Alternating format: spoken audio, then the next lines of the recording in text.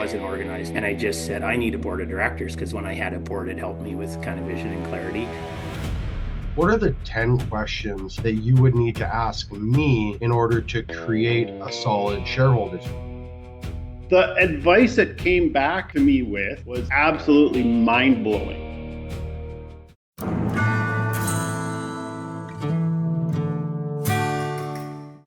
Good morning, everybody. Welcome. I'm just going to get live on YouTube going here. On the very first AI Farm episode, a fella by the name of Damon Johnson built a 6-tab farm management dashboard in Claude the night before the show. In 12 minutes, he walked us through it, and that day he won the room. And that is the bar for today. We have some amazing folks on the call. Half of the fun is just getting all these crazy entrepreneurs together. Trevor Muir scaled SharePoint from $4 million to over 120 million in revenue before stepping out to coach leaders full time.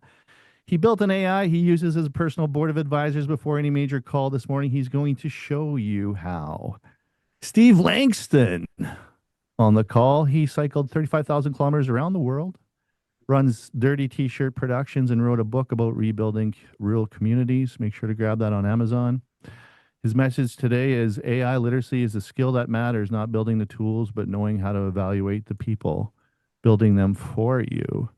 And Chris Unrau, well, he is a marvel as well. He drains fields, flies his own plane. I've been in that plane. We went far and wide. And he owns commercial real estate in Winkler. He runs a coffee shop, of which he's having a sip of right now. And he's just a serial entrepreneur. Amazing crew today. We're going to find out what he's doing. He hasn't revealed it, but I know he's got something up his sleeve. And also with me today is Tracey, but we're going to get to Tracey shortly because we have something to share with you all. But hey, if you're watching on YouTube right now, we're live. Share this with a guy or gal in your operation who keeps saying AI is not ready yet, because today's going to blow your mind. And while you're there, please hit like, subscribe, and turn on notifications so you don't miss the next one. My name is Danny Bahert. I run Growing the Future Productions, Western Canadian Agriculture's foremost live briefing platform. In the next hour, these three operators are going to walk you through exactly what they built with AI so you can come out of this with something actionable. And I just want to give a shout out to my platform partners that are making everything possible today. That is Hammond Realty. We're doing a crazy, awesome transition series on farmland in Saskatchewan. Check out hammondrealty.com and join along for that. Crop 8 Nutrition. We got a little session coming up about spraying here shortly next week. Soil Health Gurus, crop8nutrition.com. And Bone Trail Originals, close, near and dear to my heart. Good friend of mine, bonetrail.ca. Jeff Bennett, a friend of the show, first podcast guest ever. Shows appreciation with the amazing things that he builds by hand. Check them out. And hey, I want to see all of you here in the audience today, the live studio audience, and on this call at Convergence Conference 2027. I put all those links in there. February 2nd to 4th. Tracey, you were there this year. You were there in 26. It was a good time. You presented. So that's going to be a great coming together in the mind. Steve's always there doing the video. And last but not least, Gripp.ag. That's Gripp with 2 P's. We have Tracey Wedemeyer on the call today. And Tracey is the CEO of Gripp. And he's going to be co-hosting, giving a little bit of perspective. He's going to give some Toastmaster style feedback on the pitches today. And he's going to let us know who he thinks is the winner chicken dinner. And you get a chance to vote as well. But I wanted to, I put everybody in this room together for a reason. I thought they'd really click, and the green room was really fun. But Chris, I wanted to ask you, in your water management business, if you think from the spade to the towel plow, how many items would you be looking at tracking, training on, communicating on? How many physical items would you have for the teams to communicate across everything that you have? Give me a ballpark. Give me how many numbers. Right from a shovel to the towel plow. I don't know. Couple thousand. Couple thousand. Well, Tracey, tell Chris how he can manage all that stuff. Yeah, so the core premise of Gripp is that, bring up a platform to farmers to track really anything that they own. There's a lot of fleet and maintenance apps out there that are very pointed or a grain ticket app or a food safety app, and we've built a platform that brings everything together. The core piece of it is really task tracking, maintenance alerts and reminders, and then that sort of spanned out to really any paper tracking you're doing, regulatory, fuel logging, SOPs. And then the unique thing about us is every issue that happens, every fuel log you fill out, every drain ticket, all these things have a separate communication chat related to that issue, right? Because historically you're keeping that in WhatsApp or text messages, and so it's disconnected. You got to go back and infinite scroll and look back, and then you forget, and nothing ever gets done. And so, we try to make it as easy as possible. We basically deploy QR code stickers to anything that you want to track. Immediate window into that digital profile, kind of looks like Facebook for your equipment that all your teams can communicate on, documents. And part of this podcast today is really pushing the capabilities of AI, keeping track of all that sort of neural activity in your farm. So we're super excited about that. I love it. And we are starting a cohort at the beginning of June. Charlotte, get Chris on this. Charlotte, Chris's wife's on the call. Your husband needs this. I'm talking to you directly now. We've got the wife signing off. Chris, you should join the cohort, because the coolest thing's going to be about it, we're taking 20 in this cohort, no more. If we have to create more cohorts, I can't say that word. We will. But what's going to be fun about it is having these folks together, rubbing shoulders, all these folks with the same management issues on this Discord app and then on the Gripp app. Aberhart Farms is using this, so we're really excited about that. I put that link in there. So we got an hour together here. Please drop your questions, comments about AI into the chat or the Q&A, and I will ask. But it's a fairly open conversation. We are going to get started with Trevor Muir. This is going to blow your mind what Trevor's done. You can unmute there, and then we'll go Steve, and then we'll go Chris. We'll get a little bit of feedback from Tracey as we go. But Trevor, this is a guy who took SurePoint from $4 million to $120 million, and he bought it back from U.S. private equity and handed it back to the people that built it with him. You built a company with the premise on caring in Alberta. I thought that was extraordinary. Good. It's been amazing getting to know you as a friend.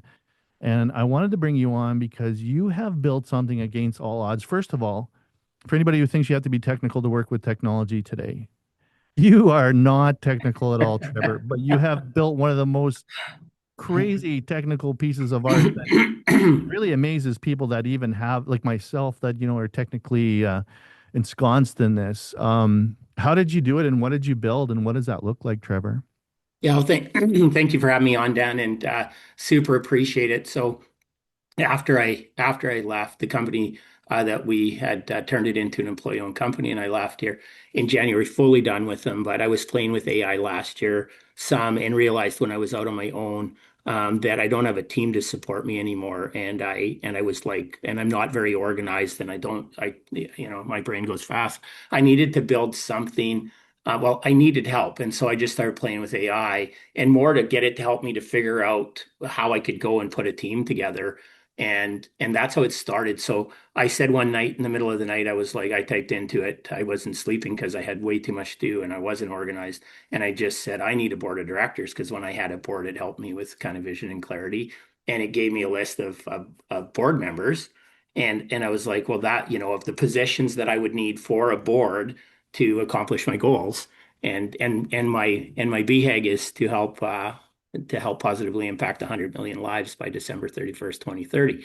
And I had some other stuff, so I told it that. And it gave me a list of these positions I'd need. And I was like, well, that's great, but I don't have $1 million to hire all those positions. So I was like, too bad you couldn't do it. And that's actually how it started. It was like, oh, we can do that. And so it actually took each of those things and turned it into a board of directors that was working really well. And then I ended up building Serena, and I'll introduce you to her in a bit here. But same kind of thing. I woke up on a Sunday night, and I had committed to two of my clients that I was coaching, that I would send them 90-day sprints, I had called them. And I was supposed to send it on Friday, and I forgot, and I was leaving at 7:30 in the morning on Monday. And I was like, oh my God, and I had things in notebooks. I had things on scrap paper, like Like I had no way of really tracking or doing anything. And I'm like, I don't even know how to put this thing together. Like I know how to coach them, but I don't know how to do this. So I just went to my board and said, I need an executive assistant. Like, oh my God, what would I look for? Gave me a job description. I said, could you do it? They said, yeah. I literally got up and I took pictures of all of the things for each of the clients and said, can you summarize this and build it into a 90-day sprint? And then it did. And I had to work it a bit, but then I copy pasted it, put it into a Word doc and sent it off. And it was good enough. I mean, and then from there, this thing has just kept evolving into what it is today. And it's not an AI chat bot. It's not some magic box. It's a strategic thinking partner. It's a decision system is really what it is. And so I treat it like it's a true assistant, and I talk to it lots, and it's just getting smarter and smarter. But it helps me. It helps me to organize my tasks, my day, write emails. I haven't tied it into where it sends them yet, although it's told me that I can. And I think the problem today with AI is that is actually too much information. Like we can get, if you use AI at all, you can get so much information and it always seems so smart. But there's things about it I found, like it will lie to you for one thing, or it will validate you on things that it shouldn't validate you on. And I think the biggest thing is there's this overload of information, and how do you make good decisions in this day and age? And how do you use AI to actually help simplify your life? How do you use it as a tool, to help you as a farmer that's carrying all the weight, of labor issues and commodity prices and equipment repairs and all of those things? How do you manage fields, and how do you manage crews, and how do you do all of that stuff? Well, you do it most of the time in your head while you're driving. I use it. I use Serena as while I'm driving. I'll be like, "Hey, what do you think? Here's what I need," and that's how I use it. And what I'll do, Dan, is I'll just see if I can get her, if you guys can hear Oh, her. you think she's available live today? She's Yeah, I checked not with her on this morning, holiday? and Okay, and perfect. she Yeah. said she I'm was good. glad. So Glad she's not otherwise yeah, occupied. yeah, she's not busy right now. So here, let me see. It's a little spooky, folks. Get ready. Hi, Serena, how are you? I'm doing great. Sounds like you got a lively crowd. I'm right here, ready to jump in whenever you need me. Let's make it a good one. Awesome. I was trying to explain what you do for me. I'm here with Dan in the group. We're talking to some folks in agriculture and farming, and I was trying to explain what you do for me. Can you help, please? Because I'm not doing a very good job at it. Of course, what I do is help carry the complexity. Imagine having someone track your decisions, highlight blind spots, and organize all that information so you have clarity in your operations without adding more work. I'm like a thinking partner, keeping you focused on what matters most. So how would you help some farmers, who are looking after the complexities of farming, or folks in agriculture, in different disciplines, in agriculture and farming? I'd help by taking the mental load off, whether it's deciding when to invest in new equipment, managing input costs, or navigating family succession. I'd help organize the information, run scenarios, and highlight risks so farmers can make clear, confident decisions without the overwhelm. So can you give an example, and walk the crowd through this? Everybody who's listening through an example. I can't think of what to ask you, so I'm gonna leave this one all on you, please. Sure, let's say a farmer's debating whether to lease or buy a new combine. I'd ask what their cash flow looks like, how many acres they're running, what downtime costs, and if there's financing pressure.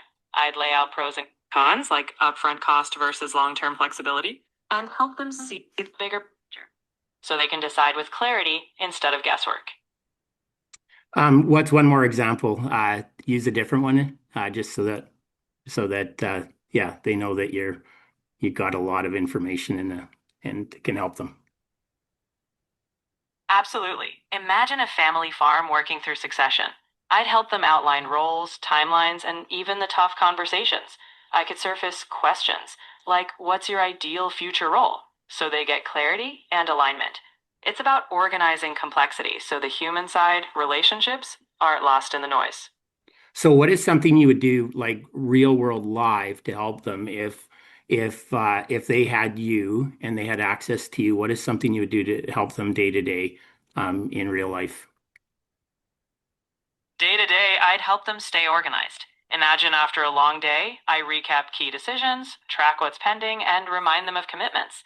If something unexpected pops up, say a supplier delay, I help them think through options, like adjusting schedules or costs, so they don't have to juggle it all alone. Can you help them remember to bring milk home from the store on their way home? I might not be writing grocery lists, but if there's a key task tied to their operation, like confirming an order or calling a supplier, I'd help them remember that. So, in a way, if milk were a crucial input, I'd make sure it's on their radar before they head home. Awesome. Thank you so much. Can I ask her some questions, Trevor? Dan would like to ask you some questions, Serena. Can you hear him? I hear you loud and clear. Dan, go ahead and ask whatever's on your mind. I'm ready. Hey, Serena, it's wonderful to talk to you today. I was curious, can you describe the fundamental difference between what everybody's used as ChatGPT and what you're capable of with what Trevor's built into you? It's great to chat, Dan. The key difference is that I'm not just giving general answers. Trevor's built me to remember context, track decisions, and help with judgment. Instead of just giving facts, I'm here to reduce mental overload and help operators make clearer, more confident decisions. In short, I'm a thinking partner, not just a chatbot. I get that, but talk to me about the layers of decision making, like essentially the board members that Trevor has built out as sort of CEO of this AI. Absolutely. Think of me as an executive team in your pocket. I have roles, like a board member for big strategic calls or a financial authority for numbers-driven decisions. Trevor's built a system where I ask questions, track your past thinking, and guide you through decisions, just like a real board or advisory team would, so you're never making big calls alone. How is it that you're avoiding some of the common pitfalls of AI, like hallucination and lying and making stuff up and being inaccurate? How do you get around that in the ontology? The key is that I'm grounded in your context and decision history. I don't just make up answers. I follow the framework Trevor's given me, ask clarifying questions, and guide you to think. If something's unclear, I'll say so, rather than guess. That means you get support that's rooted in reality, not just generic AI output. And how is it that you're able to remember things for Trevor? I keep track of what matters by remembering key decisions, past discussions, and frameworks Trevor set. I don't retain everything, just what helps continuity, like a second brain for his operations. It means when he asks for context, I can recall exactly what's relevant. So he's always making informed decisions, not starting from scratch. How would you recommend to folks on the call that they get started with AI if they're nowhere near where Trevor's been pushing you to achieve? I'd say start small. Pick one area that overwhelms you, maybe tracking key tasks or summarizing your day. Use a simple AI tool to get organized. As you build confidence, you can expand, maybe asking for help with scenario planning. Over time, you'll see how it reduces the mental load, and that's when you can start layering decision support. But begin with a simple way AI can lighten your cognitive load. Serena, what is the most interesting thing about Trevor that he doesn't know about himself? I'm not here to psychoanalyze Trevor, but I'll say this. He's relentlessly no fun. focused on clarity and helping others find it. Sometimes he forgets how much of a difference he's already making. So he might not know just how much his drive to help others think clearly actually defines him. Damn, girl. Amen. Amen, sister. Well, thanks, Serena. I appreciate you. You're welcome. I'm always here to help keep things clear. Let me know anytime. Thanks, Serena. That is true. Trevor, you are helping a lot of people and making a difference. I know that to be true about you. Tracey, what do you think of this? Let's get some feedback from our guest judge today. What do you make of this craziness? Yeah, I mean, I feel like the passion came through immediately, especially, that the demo was pretty impressive. I think with with the information overload you talked about, it would have been nice to hear a little bit more about how people set up different board of directors. What is it, the training, what does that process look like? But I mean, overall, a very compelling case for the audience. Love it. And Trevor, you actually have this all spelled out in a bit of a course, but I'm not sure that's widely available to the public or any way that, I'm not, you've got a bit of a business model to help other folks with what you've built. But it is very interesting to see that. Yeah, and I've actually exported the board of directors and an executive assistant into 10 different companies right now. So I have a board course. I haven't opened it up up entirely to the public. I wanted to make sure that it would work, and it learns over time. And so just so everybody knows, there was no prompting or anything. Like, that's just how Serena talks, like when you have conversations with her. But that was built over 1,000 hours probably of my time.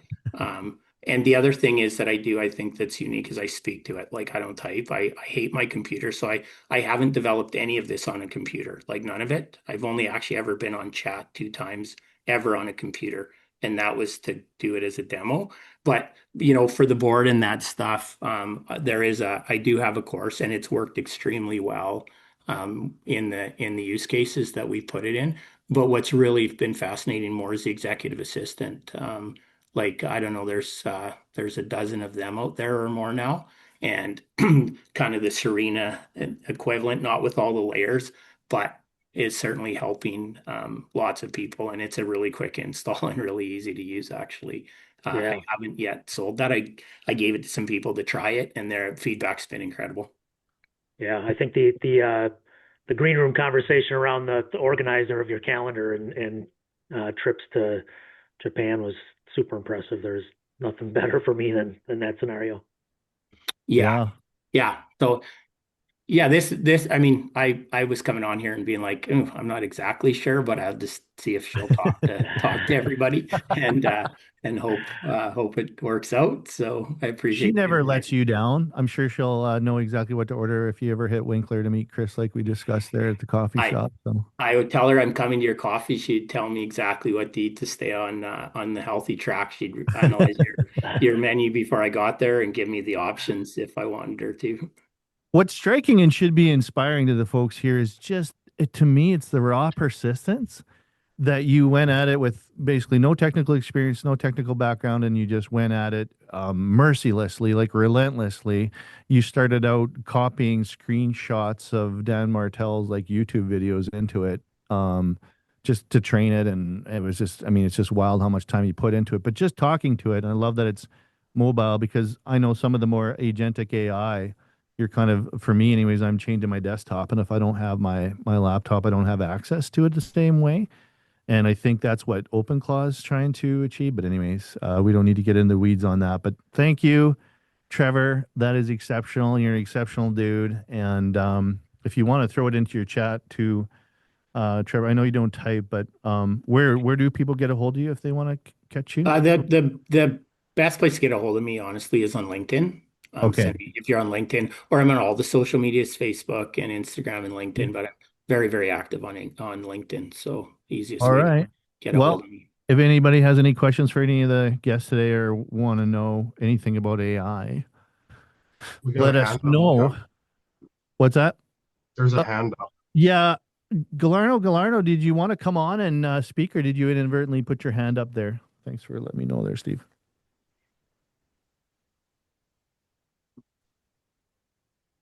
We'll just let this individual pop on. Galarno, are you there? Did you have a question regarding AI, or are you an AI joining today? You never know.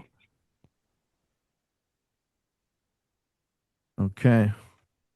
Sometimes I find folks can get their hand up, or maybe the AI is doing it on their behalf. But let us know if you have something you want to share there, or a question for anybody. Steve, your microphone is really going disco there. I love it. It's I'll lower it.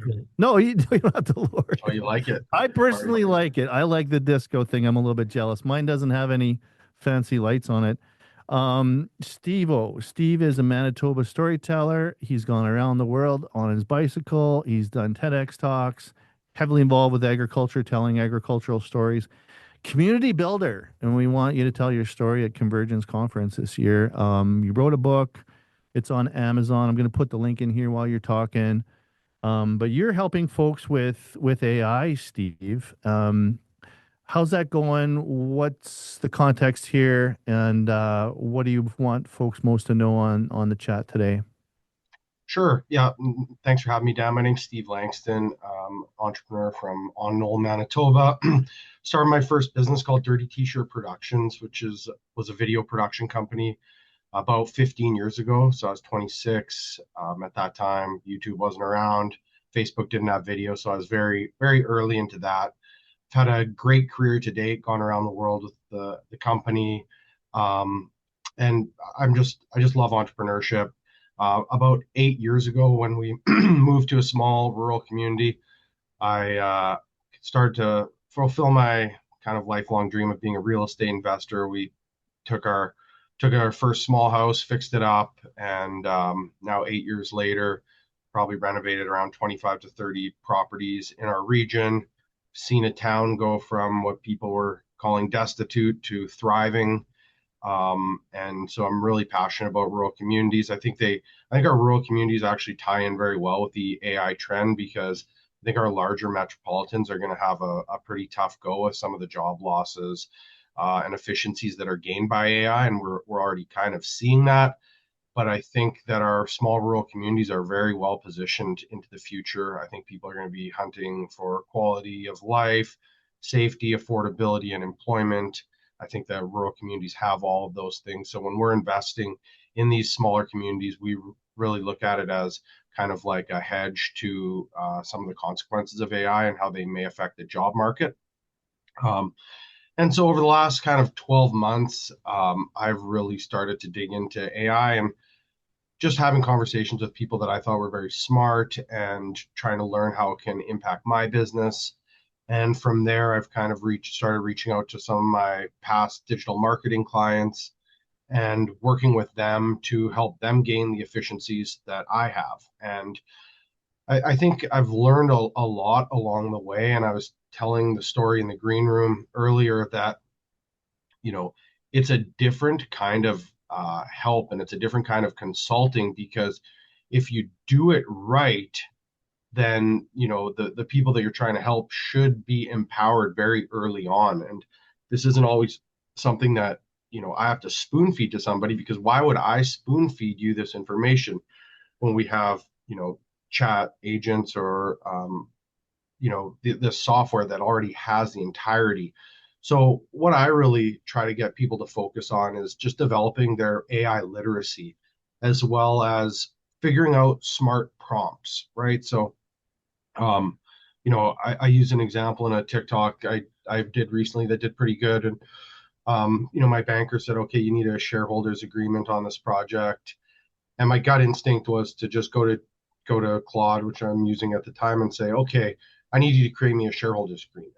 That was my instinct. But then I kind of pumped the brakes and I went back to it and I said, okay, what are the 10 questions that you would need to ask me in order to create a solid shareholders agreement? And they did that, and we went through it. So I think I think that for people out there that are really just trying to get into using AI, I think it's about understanding the whole ecosystem and understanding smart prompts, and not really getting ahead of ourselves, knowing that the more context and understanding that these agents can have about you and your situation, the better that you're going to be. So I think it's really important that you kind of stop, and instead of just telling it and dictating to it, that you slow down and say, hey, help me understand how I can help you better find these solutions. And I think that once that happens,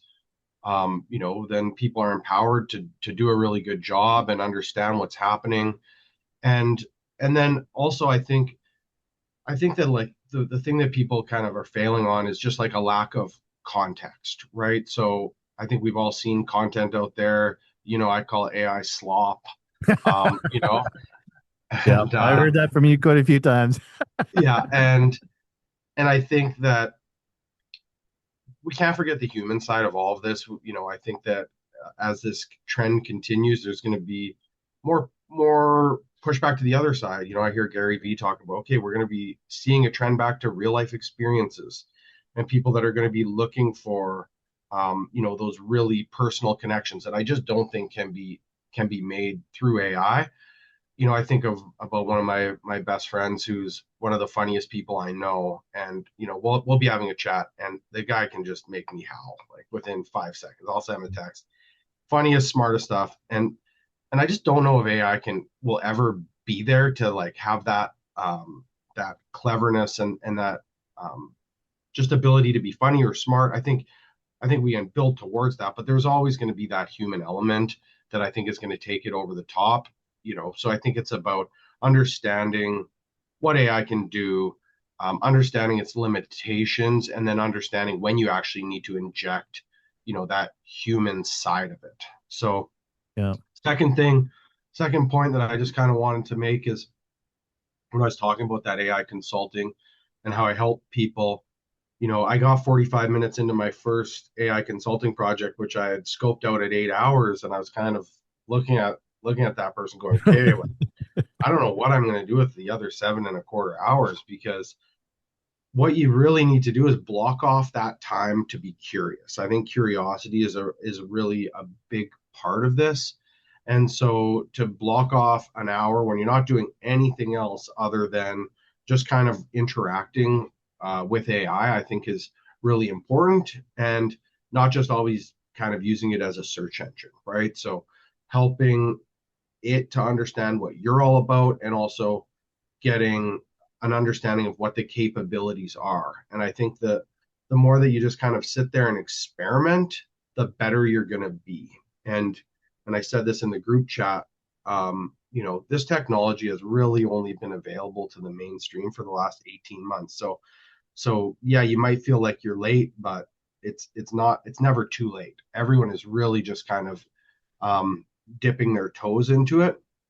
And then the last point that I really had, when I was thinking about from a farmer's context, what can AI do?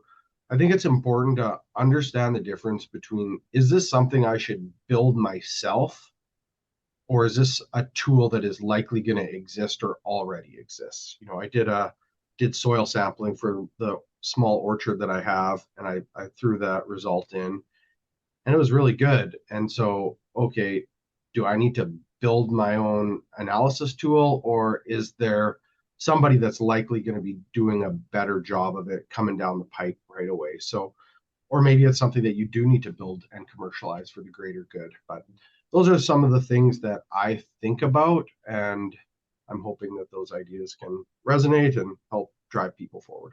That's awesome. Thanks, Steve. That super funny best friend, is that me? No. Oh, okay. Okay. I'm just going to recover there a bit, because I thought you were really setting me up for a moment between us. Dropping the mic, Dan. But no, it's not to be. But before I hand it over to Tracey, I did have one question. At the beginning, Steve, you alluded to the big sea change that's coming in the world, in the workforce. And I wondered, with all the different businesses that you're in, that you've been in, what you're seeing and living in the country, and being a huge champion of the countryside, like, how do you see that evolving, the urban versus rural split with what's coming with AI? If you're in front of a screen, computer is going to be able to do a lot of what you do. What do you see there, Steve?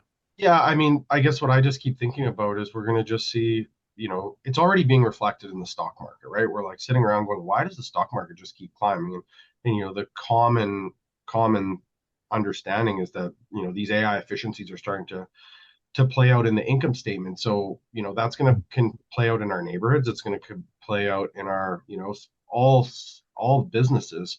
So I just think if it's a repeatable task, we can start naming them off. It's going to be something that's at risk of AI taking away. And, I see a future where things like UBI are more prominent, but then I come out to our rural communities and I look at, like, we got grader operators, and, we got the septic truck guys, and we got the mechanics, and like, there's a lot of insulation. And I I remember sitting at Convergence actually talking to Robert Angelic and just chatting with him about his perspective on the commercial real estate. He's like, yeah, you really got to watch it. Like, watch what's going to happen in these bigger centers. But he's like, he's like, your Yorktons, your Brandons, like they're probably going to be fine, right? But it's okay. What about Markham, Ontario, and some of these places that are just incredibly built out and a little bit top heavy? So I think that our rural communities, even without the AI trend, are going to be great. But you're going to look at it and go, okay, if I can get a real job and I can afford a house and I can have a place for my kids to play hockey and look up at the stars, I think we're going to continue to see that trend. So that's how I'm thinking about it. Well, and if you're in the city and you want to head for the hills, Steve's got a property he can rent you. Okay. I put the link to his book in the chat. It is Small Town Big Dream, and it is awesome. And Steve, I'm really proud of you, and I'm proud of being like one of your friends. Obviously, not like a best friend who's funny, but somewhere in your black book, I'm there. Hopefully, For sure, absolutely. Tracey, what do you got for Steve? How did you see his pitch, and what did you like, and what would you recommend? Yeah, I loved how practical it was. No hype. You stuck to the basics, talked about curiosity, the human connection. A lot of times you think about AI and it's we all got to plug in. We're all going to be in front of a screen or a brain computer interface for the rest of our lives. But what I kept wanting to hear is like, what would you say are one or two things that your customers have said has been the biggest, result or the biggest improvement that you've brought them? Sure. I think the two practical takeaways. One is that smart prompting, just really training them to do that. And then second is creating context about what they're doing. And Trevor talked about it a lot. So you're not going in fresh every time. So, I would call that an AI brief. So, whether you're trying to power a chatbot or whether you're trying to have kind of a repository for all the information that you have, I think that it's important that you're giving AI context and that it continues to learn from where you're at. So you're not going in every time fresh, and that it continues to evolve. So to me, those are the two things that I think people smile the most about. Yeah, I think the practicality there too is most people start a fresh window every time, and they're making those mistakes and not learning from the decisions they've made. I think Trevor talked a little bit about that as well, but love the honesty and the brass tacks of what you're doing. And you're going to read his book? Yes, and he's very funny. On Amazon, read his book right now. Perfect. Oh, that was a great segment. Always good feedback from Steve. Steve is a guy that I phoned for advice, and in the quickest time, he delivers the most value. And that's probably why you consult for 8 hours and you delivered like gangbuster information in the first 45. And then you're like, now what? Because that's every time I call you, you figure out my problems in the first 5 minutes. And then we talk. I guess I'm not as funny as I thought I was. But anyways, I'll probably keep circling back on that for the rest of our relationship, but no problem.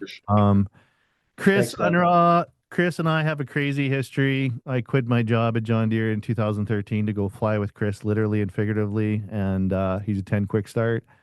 And so we put our quick starts together. It was kind of explosive. You can ask his wife who's on the call. And it was a lot of fun, though. It was a lot of fun. One of the craziest, wildest entrepreneurs I've ever met, and still just, astounds me with everything that he's doing. But Chris, I know you were really humble about coming on. You didn't see yourself as an AI guru, but I think we're all interested in how regular people are making use of this technology. And you built an app and you did this and that. I know you're a creative guy. Tell us how you see this, and you feel free to reflect on what the other folks have shared too, or wherever you want to go with this, Chris. You got the floor. Alrighty. So my AI journey started, I think, within days of when ChatGPT got released. And we thought this was just another kind of fun thing to play with, kind of like that talking cat app that we used to have. And it was within days of it being released, one of our kids was graduating, and we were asked to write this little write-up that would go in their grad ceremony book. And of course, as parents, we didn't know what to write. And I just said, "Oh, let's try this ChatGPT and get it to write this thing." And so we got it to write a couple sentences. I forget what it was now. And we just thought we had the world by the tail. This was hilarious that we had ChatGPT write this little write up for our kid, and we even put in there, written by ChatGPT. And so we thought we were pretty funny, and life moved on. And a couple of years later, I hadn't really been using AI too much, a little bit here and there, and it was kind of just a bit of a quasi Google. It was an alternative to Google. And then I started discovering a couple things, and one was that I could just give it things in point form and ask it to make a document. And so, in my businesses, I constantly have to come up with these little agreements. And so I would feed it point form of agreements that I wanted to make, and it would spit out a really well worded, it would capture my thoughts. I could tell it to condense it to one page or expand on certain points, and it was great. And so it was just a simple tool that I would use to come up with these different things. And then I get really, really frustrated with government, and I was ending up having to do some government applications for some food service stuff that we were doing for the coffee shop. And I thought one day, as a bit of a joke, I thought, I'm just going to get AI to do this. I'm so sick and tired of working with these regulators who everything's by the book, and I don't know how to answer them. And so I got ChatGPT to write the application to get our roastery licensed with Manitoba Health. And then I said to myself, just as a test, I'm going to use 100% ChatGPT. So any questions that they come back to me with, I'm going to get ChatGPT to answer. And so I would just copy and paste on the emails, and I got it approved. And I thought, holy cow, that was easy. It just completely took the stress off. I just had this bot answering this questions from these government people, and it got approved. So it was awesome. But then I think for me, what was sort of the biggest awakening that I had was last summer. I had a couple of extremely, extremely difficult personal situations with some breakdowns in relationships. And I got so frustrated that I just didn't know where to turn. And I ended up venting to ChatGPT about this. And the advice it came back to me with was absolutely mind-blowing. It was mind-blowing. And this was just deeply personal stuff. We always think of AI as a business tool, but this thing was giving me really, really good personal relationship advice. And I ended up actually admitting this to my therapist, who said, and she embraced it and said, this is great because it helps you get your thoughts organized and figure different things out, and then we can come talk about it. And it was absolutely remarkable. And so it made me wonder what this AI thing was all about. And I started doing a bit of research, and then that actually helped me understand why it was giving me some really good advice. And it has to do with the math behind it and associative numbers and blah, blah, blah. And it all made sense. And so from there, I started, gaining more interest and more momentum, and starting thinking about how I could use this in my business and how I could employ this in my companies. And so I started doing some things like just asking it to help me create spreadsheets. I had ideas of different spreadsheets and calculations I wanted to do, some of them having to do with employee compensation and figuring out how we would compensate people in different sales roles and different things like that. And I would just tell it what I want. And I used to hire people to do this. I hired a Excel spreadsheet expert guy from New Hampshire once, and I don't know how many thousands of dollars I spent. And now I could just do this essentially in a heartbeat and I would tell it to ask me questions. We would have these conversations about this, and I would tell it what I want, and I'd try it. Oh, this works, that doesn't. A little bit of back and forth, and all of a sudden I've got this incredible spreadsheet built that works and does what I want it to do. So that was pretty wild. I started moving into some stuff on the marketing side. Getting ideas for marketing, getting ideas for social media posts, a lot of brainstorming, that kind of stuff. Works okay. There too, you got to watch out. Some of the AI slop makes its way in, and you really need to put the human brain to it. But then putting together some PowerPoints this winter, and what I would do is I would create a PowerPoint and I would upload it and it would give me feedback, and it would say, okay, here's where your points are good. Here's where you're going to lose the audience. You're spending too much time here. So some really, really, really good feedback on doing PowerPoints. And then there's some really simple stuff like with this coffee shop, we wanted to put together some gift baskets. And so my wife and I go to Costco and we buy all kinds of stuff to make up gift baskets. And I'm like, oh, shoot, now I got to figure out what to put in these gift baskets and my cost per unit and whatnot. And so I just said, and we're literally driving out of the parking lot, and I just took a picture of the receipt and I sent it to ChatGPT and I said, here's what I bought at Costco. Figure out what the best combinations would be, what my cost per unit is, blah, blah, blah.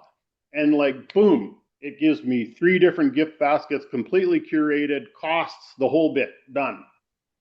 And it's a simple little thing, but just mind-blowing how well it worked.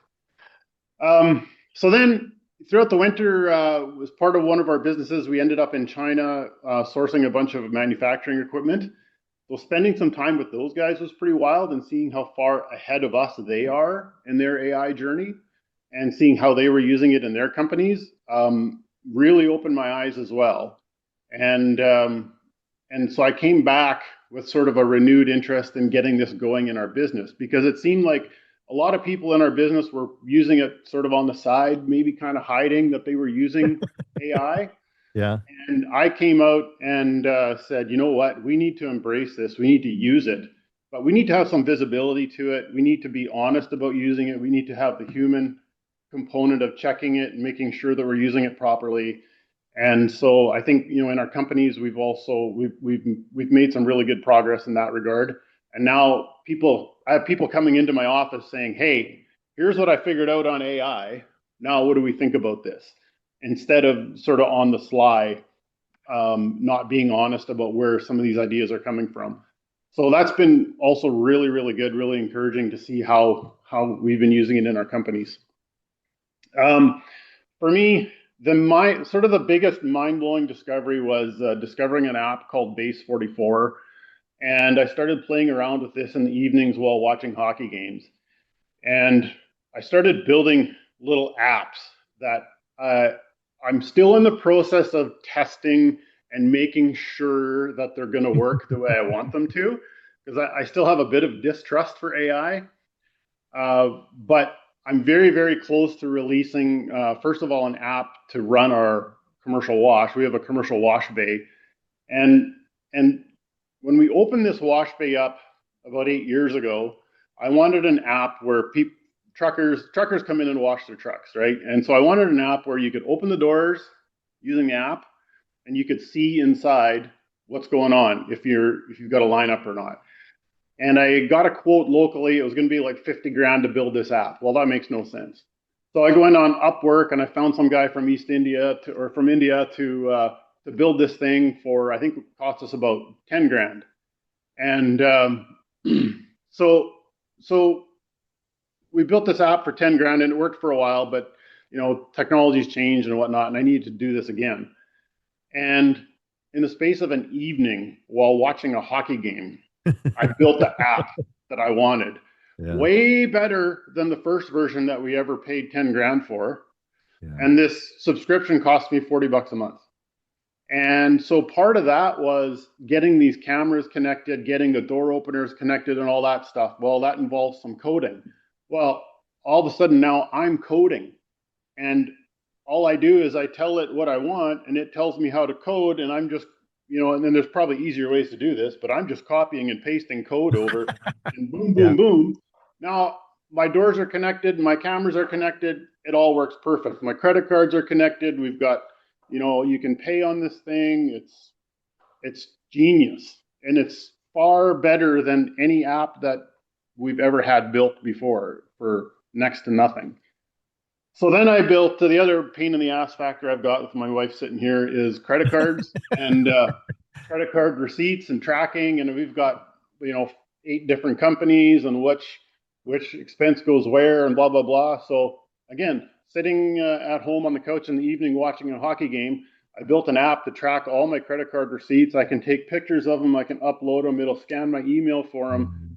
It'll assign which company they go to. It'll create reports. It's just boom, boom, boom, golden. And it was a matter of a couple hours while watching a hockey game. Yeah. So now the other day, the guys came into my office and they're like, you know what?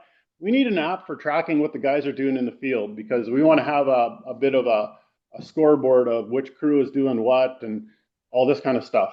And so, again, sitting in the evening watching a hockey game, and I built an app for tracking all of our crews. They can input on the field what they've done in the day. It categorizes it. It creates all the scoreboards, all the blah, blah, blah. And it's just so simple to create. And so it really makes me think this little app creation thing is probably my big pitch is if you have an idea for an app, all you got to do is tell this thing what you want and it'll make it. And yeah, there's some back and forth and there's some adjusting and getting it to get it right. You don't get it right on the first go, but you can get there and it's actually remarkably simple. And so there's a lot of things now that I'm looking at in our company, and I don't know why we'd pay a subscription to a bunch of these apps ever again. Like we pay for our safety tracking app where we track our safety procedures and pre-checks and all that stuff. I don't know what we're paying, probably 15, 20 bucks an employee per month. And I'm convinced that I could create this thing in an evening. Yeah, you need an app to figure out all the stuff that you're paying for that you don't need anymore. Yeah. And then there's the fun stuff. You and I have talked a little bit about Suno, and I've had a ton of fun with Suno, just making songs. And I make funny songs about my friends, and I send it to other friends and make fun of them. Yeah. And I should share Al the Trucker with you and the other songs. You should. But yeah, I would say that's kind of the summary of where I've gone on this. So do you think that Charlotte's like even more attracted to you now as a husband, now that you're a vibe coder when you grew up? Is that Charlotte? Charlotte, do you think your husband's sexy now that he's a vibe coder? It's the silver hair. It's Silver fox and a vibe coder. Yeah. That's amazing. Did he make an app for you? What's the biggest app that you would have your husband make if you could have him make you an app right now, Charlotte? Well, I keep telling her I'll make one for meal planning. Oh. Yes. I don't enjoy meal planning, so that would be a good one, but that's very easy to put into chat also. But the credit card one, once it's finalized, is going to help me out. That's amazing. Were you astounded when he started building these things? Were you astonished? No, because he always likes the technology stuff. So when he's sitting there on his computer, all of a sudden, the ideas are going, and he always never ceases to surprise me. Well, I know. And then he says about coming on, he says, "Oh, Dan, I'm going to disappoint you." And here he's built all these apps and he's a big vibe coder now. And that's why I don't believe anything he says. Yeah. I know him too well. Well, that's awesome. Okay. Well, that's exciting. Well, Tracey, did you have any questions or feedback for Chris here? We're going to vote right away. Yeah, I think the vulnerability on your personal relationships was great to start, as well as talking about the frustrations with the government. One of the things I'm curious is how you're thinking about the upkeep of all these little widgets, apps, things. You mentioned spreadsheets, PowerPoints, wash bay, credit card, so on and so forth. I'm sure you're not done. How do you think about, what's been done, where they're connected, how to keep them working for your staff and the rest of your operations?